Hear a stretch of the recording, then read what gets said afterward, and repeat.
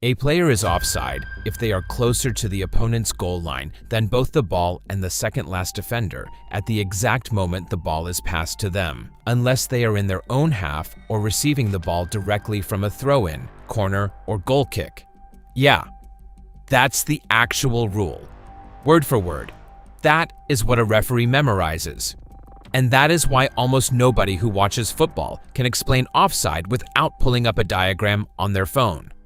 So let's throw that sentence in the trash and start over, because I promise you, by the end of this, you'll get it. Forget the rulebook for a second. Picture a football pitch. 2 teams, 11 players each, 1 goal at each end. Your team is attacking. That means you're trying to score on the goal at the far end of the field. Now imagine you're the striker, the guy whose entire job is to score. Simple enough. Here's the temptation. What if you just walked all the way down the pitch, stood right next to the other team's goalkeeper, and waited?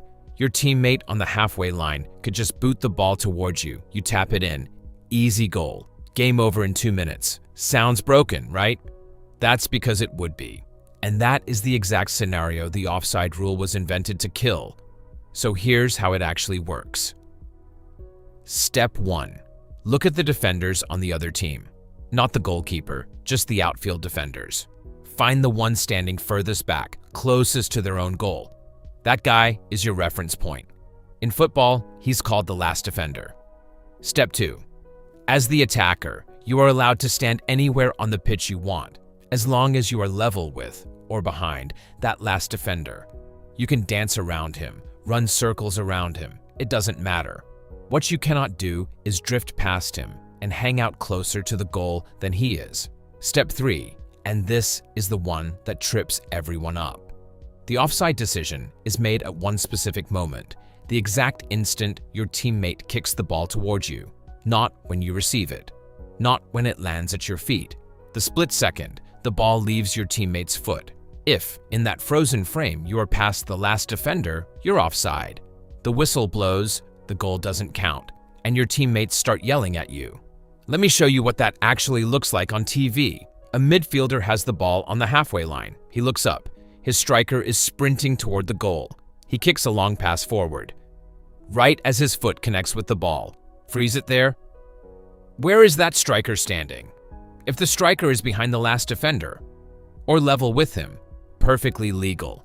He can run in, score, celebrate. Everyone goes home happy. But if the striker was already past that defender when the ball was kicked, even by the length of his foot, the referee raises the flag. Goal ruled out. Cue 30,000 people screaming. And this is why every single close call at the World Cup takes forever to review, because you're not looking at where the striker ended up. You're looking at a photograph of one specific frame, the frame where the ball was struck, and asking, in that frame, was any part of his body past the last defender? A shoulder, a knee, the tip of a boot. That's the difference between a goal and no goal. Now, why does this rule even exist? Go back to that scenario I mentioned earlier. The striker just camping next to the goalkeeper, waiting for a long pass. Without offside, that would be the meta. Every team would just park their best finisher by the opposing goal and lump balls forward all game. Football would look nothing like football. It would look like a really bad game of catch. So the rule forces attackers to time their runs, forces defenders to hold a line, and turns the whole pitch into a chess match happening at full sprint. There is one more piece you need to know. Offside only exists in the opponent's half of the pitch. In your own half, you can stand wherever you want, and it doesn't apply when you receive the ball straight from a throw-in, a corner kick, or a goal kick. That's it. That's the whole rule.